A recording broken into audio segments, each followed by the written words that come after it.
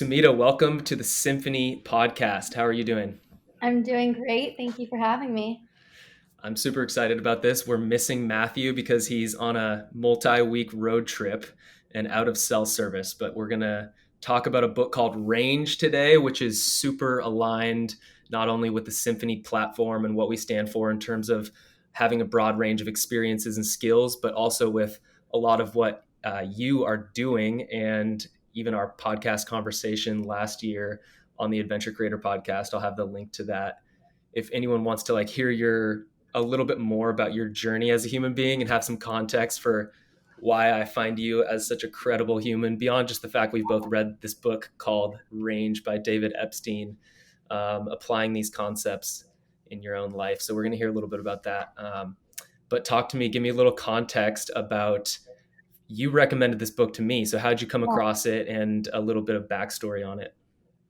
So, this book was actually gifted to me by a dear friend named Jonathan. I worked with him at Google, and he's very philosophically minded. And he sent this to me because we'd had this hour-long conversation. I think that my approach to life can strike people as a little bit chaotic because it is very involved in a wide variety of things. And he just read this book and he reached out and he said, there's one underlying element to the way that you approach things, which I think aligns with a big component of the message here. And that is not being afraid to fail, which is, I think, another way to be put is quitting. And they talk about that a lot in this book. It's just not having a fear of quitting, not being so tied to needing to see something fully through to completion that you are willing to invest on no longer increasing returns on a certain experience. And so it was kind of interesting. He was asking me why I wasn't so tied to, I think, the ego or the personal identity around seeing something through. And I couldn't articulate it very well. And I think it was only after I read this book that I actually kind of had words to put to it, which is trying to find your match quality in whatever you do. And when you're finding that you're investing in something that isn't your best fit, having no sort of um, like I guess societal pressure to finish it. There is that pressure, right? It's like you have your identity connected to this thing that you've built this skill at. And one of the biggest takeaways in the book, it's my number 3, but I'm going to jump to it, is like the more established you become in one area, the more likely you are to make incorrect predictions in that area. So what one of the findings was from this book was that people who become super experts in one area have a big blind spot. Um, and generally, I think the future is catered to people who are outside the box thinkers, who are creative. So I think that's kind of one of the biggest reasons to me why this book was super exciting, was just because it kind of lays the foundation and also like the scientific reasons for why you don't need to specialize early. There's this concept in the book called the cult of the head start. Do you remember that? Yes. Yes. It's like there's these online parents. There's a quote I wrote here. Parents on online forums agonize over what instrument to pick for their child because the child is too young to pick for herself and will fall irredeemably behind if she waits. This is a quote. I'm slowly trying to convince him how nice playing music is, a parent of a 2.5-year-old posted. I'm just not sure which instrument would be best. Another post advised nixing violin if a child had not started by 7, as she will be too far behind. So there's just these narratives that are told, and kind of to your point of like the societal pressure that you need to pick something and go with it early. It's kind of romanticized, like the 2-year-old who picks up the violin and becomes the world famous Yo-Yo Ma, or Tiger Woods is the example they use.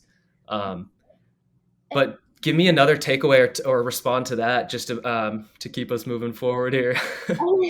I think that that's such an excellent example because I think they also brought up the fact that Yo-Yo Ma had tried 3 different instruments, cello and piano, and found he didn't like those, violin and piano, and found that he didn't like those, which is why he settled on cello. But I think that one of the things, and it may have been alluded to in the book, but it's just something I've been thinking about in tandem with that exact concept, is that what you're trading when you specialize is ambiguity. Like when you basically make your world less chaotic, more specialized, there's a certain input and a specified output, you no longer have a bunch of complexity, which adds a lot of stress. And I think that for that reason, there is such a push to specialize, because what we don't realize we're trying to do is trying to control and cultivate an environment that we feel very comfortable in. But you brought up an excellent point, which is people that specialize and that are experts. The fallacy there is you are not a good predictor of outcomes, and yet we somehow cultivate a narrative that you are. We look to the person who's the most specialized expert to make a decision, and then it's like, wait, we're missing this huge, like, large scale perspective or high level perspective. Yes. So I think I don't want to get into it, but I think we've seen a little bit of that recently, in terms of our leadership. But there's a great quote. Relying upon experience from a single domain is not only limiting, it can be disastrous. And for me, like, I think two things stood out from the book, like, more than anything else. And one is that a single individual can be, with a broad range of skills, can be more creative than a team of specialized individuals who Yeah, have those same exact skills. So like a person with four different skills, highly specialized in all areas, or not highly specialized, but somewhat specialized, versus four people that are highly specialized, will actually come up with the creative ideas because they're able to make those creative connections. So right. it just kind of goes to show the value of the generalist. And then to your point, like, number two for me was just, man, you can do anything. You can change your career. You can learn something new. And this book was just like a reminder that it's not too late to get started with that thing that's been like telling you, hey, like, Kyle, come check me out. I want to try photography, or I want to do this. Like, pick it up, sample, dabble, experiment, and then you can switch down the road. And this book is the kind of the explanation for why that actually makes more sense in the long run. Yeah. I Yeah, actually, I think if anything, this book demands that you continue to switch until you become Van Gogh. I mean, it gives you these incredible examples of people who, honestly, by forcing function of their environments, had to continue switching. But then look at the prodigy that they reach. Well, prodigy's not the right word, but like look at the level of prolific, excellence that they reached, which never would have happened had they not switched. And I think that one of the things, like for people that are so eager to want to contribute in this world with the best of their talents, this book really, to your point, liberates you from not sticking to one thing until you get there, till you get to that point of, oh, this is where I'm supposed to contribute in the world. totally. So how is this showing up in your life? What are you working on? Like, it's one thing to talk theoretically, but Right. how are you kind of seeing this come to life? So I think that I'm probably the worst example of someone to have, in that this book is fully confirmation bias as to how I tended to exist in the world. But it really gave me words for it, and it is how I've always felt most comfortable. And I think that there's a few reasons for that. I mean, I think that, like, one, I've always had a hard time with this concept that we exist in. He delineates between friendly environments and wicked environments. I think, like, a lot of people operate as though you go to a corporate workplace, it's a friendly environment, it's controlled, it's set, but humans are rational. There is absolutely no predictability. And it very much is a very wicked environment. And I think that I've always I've always felt most comfortable operating under the assumptions that things are not predictable. And so I like to add a little bit of complexity into what I do, more so because it keeps me in a stage of engagement that allows me to feel comfortable with the uncomfortability. Um, and I've only really felt less guilty about that through reading this book. I think one of the things that it really highlighted for me, actually in tandem with another concept I learned about recently, which is this one of ambiguity and the trade off between trying to have a very, like, cultivated straight career path, which is all of your eggs in one basket, you give all of your time to this one thing and you hope it pans out, versus I think something more similar to what you do, which is very entrepreneurship based. It's multiple things, multiple baskets, very much ones that you control. It's not one corporation that owns all your time. And although that's more ambiguous, you don't know what you're doing each day. You're not clocking in and clocking out. You're making your own path. It's more diversified and you're more in control. And if we think about how you're supposed to invest, time is money, and how you're supposed to invest your time, um, a diversified portfolio is the optimal way to do it. And so I think the the the lesson for me in reading this book and kind of thinking through all that is making sure that while I show up at work and I do great work, I'm also showing up in other areas of my life with the exact same type of energy and dedication, because that is really the only way that I'm going to live a balanced and less risky life. It's really beautifully said. And I think your point about ambiguity, just to go back to your previous response and making that connection between like why we seek comfort, and connecting that to the reason why people are drawn towards this like carved out path. I think that's super profound, and it kind of explains like why is it? I don't even know if Epstein gets into it as deep as you just did, Sumeedhaa. You just explained that so well. Someone Um, send him this podcast, please.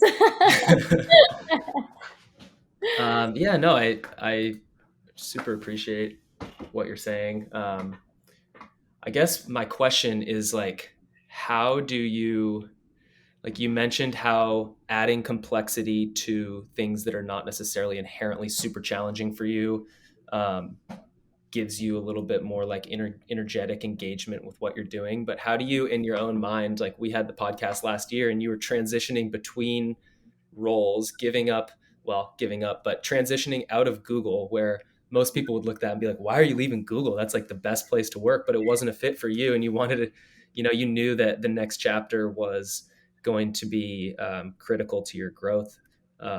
So maybe just talk to me about how you think macro level about this willingness to like step off this carved out path and really like pave your own way. Like, do you have doubts inside your mind? Do you not? How do you balance that? um, Gosh, that's such a good way to frame it. I think in stepping off that path, uh, it was trading it was trading a learned experience for a new one. Um, and yet, having said that, it's a very calculated risk. I think that for those of us that like to introduce a little bit of complexity, it's always, not always, but my philosophy is always calculated complexity, because I think it, when you have 24 hours in a day and you're gonna spend 8 of those working, be it for Google or now for Stripe, with those last 6 hours you can either say I'm going to go to a bar or I'm going to go do whatever. But if you decide to add a little bit of stressor into your environment and say, actually, I'm going to sit down and learn a course, it on its face seems more stressful because it feels less maybe fun, quote unquote, or less involved from like a mental perspective. But what you're actually doing is you are controlling that time more than you would be if you were just more flexible and carefree. And so I think that one of those things that comes from like adding in additional stressors into your environment, like I think about my time and I get this feedback from other people, which is, my time is always jam packed to the point of a lack of balance in an extreme sense. Um, and it looks on its face as though, okay, you're doing a lot of things that many of which could fail. You could start a course, it could not go right. You could start a project, it could end. But yet, in some very weird turn of events kind of way, because that time is being put towards something very intentional, it's a very controlled use of it. And so it's, I don't know if I'm explaining that super well, but it actually to me feels a lot safer than just like throwing it to the wind. It makes total sense. And the point that you made about a diversified investment portfolio is has less risk than a not like something where all your eggs are in one basket. That's like a basic 101 concept that we don't seem to apply to investing our time. And so I Right. think it's a couple. That's the second super profound thing that you've said, but um, I'm I curious. call it irons in the fire. That's kind of the term Yeah. I like to use is like you just put the iron in the fire, it's going to start heating up, you're going to build momentum, especially if you have this like inkling like hey, maybe in 5 years I want to do this. Like maybe in 2 years I want to be a documentary filmmaker. 10 years, who knows, like whatever. Just moving a little bit towards that is going to naturally it's going to allow you to start to feel what it's like to do that thing. Even if you're not doing it at a professional level, you can be like, okay, what's it like to edit a podcast? Is that something that's engaging or fun or draining? And then you can kind of start to like move in the direction of the thing that lights you up the most, which you're naturally going to succeed at. You're going to excel at more than the thing that drains you. So I love what you're saying just about diversifying. I do the same thing. Yeah. I was Yeah, actually I have. like, how Yeah, do go ahead. what are you, I know that you diversify. And of course, we really know you through the context of these podcasts, but like, what else do you do to learn about your skills in other areas? Well, I started working full time a couple months ago, so I'm in the same boat as you. I'm working 40 hours or more a week, Oh my and gosh. just trying. And so with that comes the conscious sacrifice of having. I used to have more time to do the Adventure Creator podcast, and I've chosen to prioritize working with Shreddables, Shroomy, Matthew, and Roddy, and those guys on their Arete business, and then doing the Symphony platform rather than doing more Adventure Creator. And that like kind of got me a little bit like, oh, I'm building somebody else's thing. I'm not building my own thing. Matthew has this quote that I love, which someone mentioned to him when he was drunk in a bar. It was like, either you're building your own dream or you're building someone else's. But on the other side of that, it's like if you're always so worried about building your own thing and you're the owner and blah blah blah, you're gonna miss out on the chance to collaborate with other awesome human beings and Right. to like learn from others. So in my full-time job, I'm learning, I'm growing. Outside of that, I'm learning in similar areas, but like stuff that I wouldn't learn. Like they're not going to pay me at Creative Live to go on camera and interview awesome guests. So what do? I just do it on my own. So I build those Right. skills. So maybe down the road, it might make more sense for me to do something like that. That's kind of how I think about it. Thank you for the question. Yeah, no, I think that what's so profound about that, because it's exactly what they talk about in this book, is you don't know what you don't experience. So if you want to figure out where you are or not proficient, the only way is through experience. And if you're not going to experience, you can't expect otherwise. And so, I mean, I think that you showcase that well, which is like whether or not podcast is the end of the road, it will assuredly teach you something about yourself and your skills and what are not your skills, uh, which will therefore only further help you narrow down like where you are meant to contribute in your best functions. You have no idea if you're going to like it unless you do it. You know, like you can't sit on the Yeah, couch and you can't just read speculate, about it.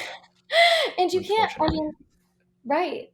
And I think that what's so interesting about that is, um, especially when it comes to trying to solution in domains, kind of going back to like the original idea that you brought up, you only know the solutions of your domain if you choose to specialize. And that is inherently limiting. And if you ever want to, I love this quote, but it's um, creativity is not seeing something that already exists. Creativity is seeing something new or different for the first time.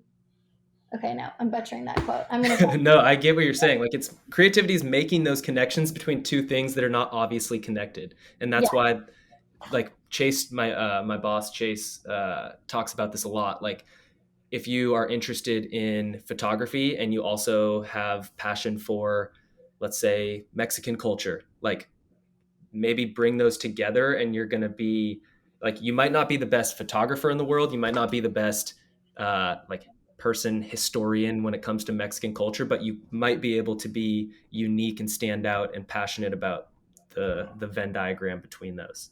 It's kind of what right. you're saying.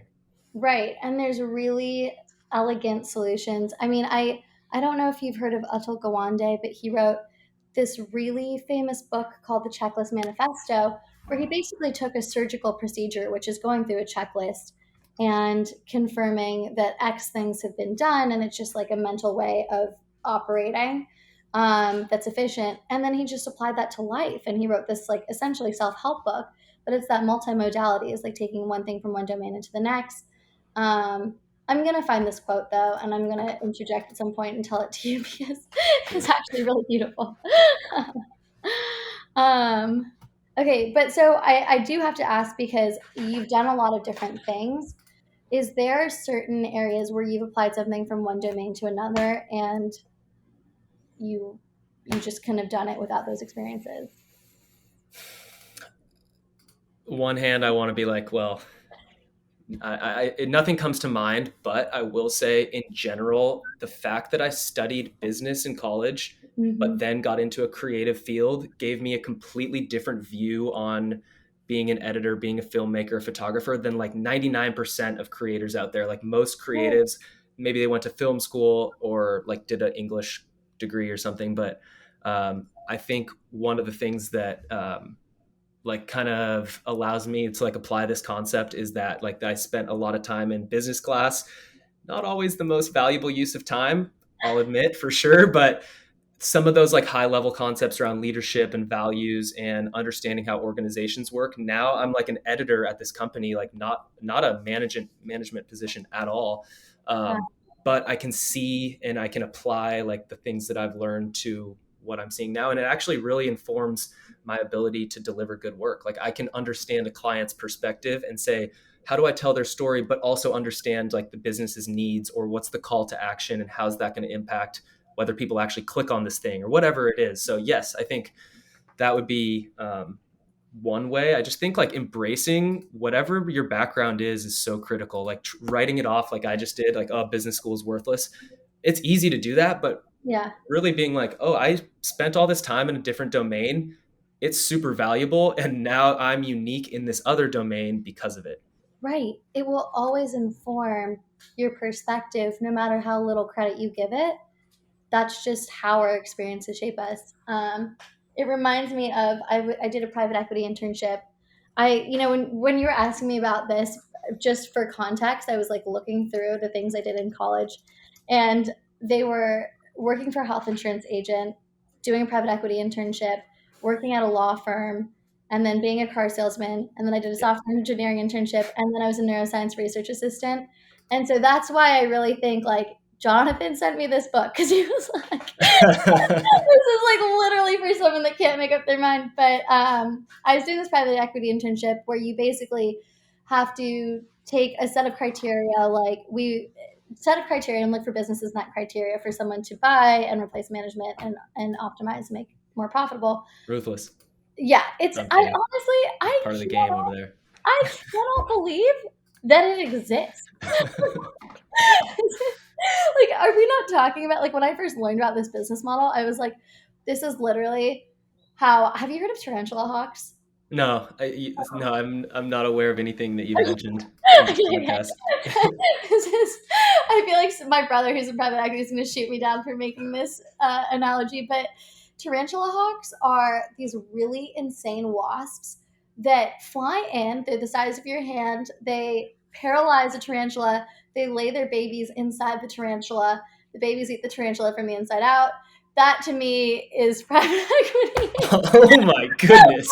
Where it's just like so ruthless. You can cut that from the podcast. Like, do you know what Hilarious. I mean? No, Like fully. hilarious analogy. I get a lot of shit for that. But the point being, we were trying to isolate different companies in different markets, and I was in a room full of 5 guys, and we would take a different industry each week and have to find target companies. So, an industry would be like construction. We'd look through all the construction companies in the area, be like, is this profitable? And I think it was just so funny because we'd have to present each week. And this one guy was like, I found it. We need to buy yoga studios or lip gloss studios. And all the other guys like reviewed his financials and they're like, oh, such a good idea, such a good idea. And being the only girl, I was like, you guys, I have no loyalty to a lip balm brand whatsoever. I'll change my mind every 10 seconds. Like you could buy a company and girls will change their mind the next day. And they were like, what? But the financials look good. And I'm like, it's just, Wow. it's such a small perspective, but I couldn't believe, like, had there not been just literally a female perspective, they wouldn't have had that occur to them. So, which is to say, like, even the most subtle of experiences where you're like, oh, that doesn't really matter. Like, I'm a girl, so what? Like, it always informs something. That's awesome. That's an awesome story. I mean, and being willing to speak up, I think, is pretty important too. When you join a team or when you're less senior than other people, it's like, oh, they must know what's going on. But one of the things that Creative Live is good about, and I think successful companies do, is like encourage people at the bottom to just like shoot their ideas. And if they're not a good idea, it's like, oh, cool. It's not you that's not good. It's the idea. So just keep shooting them. So um, Meritocracy. I So good. love it, Samita. Thank you so much for sharing today. And any last words of wisdom? Yes, it's the quote. I found it. Yes, you found it. Nice. Okay. The task is not so much to see what no one has seen yet, but to think that what nobody yet has thought about, that which everybody sees. So it's basically like, so that's So, super profound. So it's like seeing what's in broad daylight and so yeah, obvious, but that's not been connected. yeah, but no one else has seen it yet. You don't have to find something new. You just have to, like, see something new and what already exists. I mean, any major disruptive thing has been that, right? Yeah, yeah. Pretty Oh, cool. cool. What are you All reading next? I'm reading Discrimination and Disparities by Thomas Sowell, which is honestly, it's profound. If you appreciate the level of research in this book, he is a really famous economist who is conservative, African American, and he kind of discusses how we misframe discrimination with Mm, he backs it up with a ton of data. It's like it's completely eye-opening to me, especially coming from a culture in which we talk about discrimination at very high levels, but I don't think that you can actually fix the systems that feed unless and until you really understand how it's manifesting. So that's kind of blowing my mind, especially, yeah, the conservative take on it. I think it's very well researched. And then Anti-Fragile. Highly love, recommend. love Anti-Fragile, the I concept. knew you would have read I it. haven't read it. No, someone recommended it to Oh, me. Actually, one of my podcast guests was reading it at the time, and he's a entrepreneur who started a cold plunge business, and so literally building anti-fragility through the physical act of going in ice water. wow. Yes. Yeah. It talks about how our systems need stress, and I love it. So, yeah, Awesome. Well, cool. thank you so much, Samita, for coming on the Symphony podcast, replacing Matthew this week. It was a pleasure. It was the honors all mine. Thank you for having me. Have a great weekend. You too.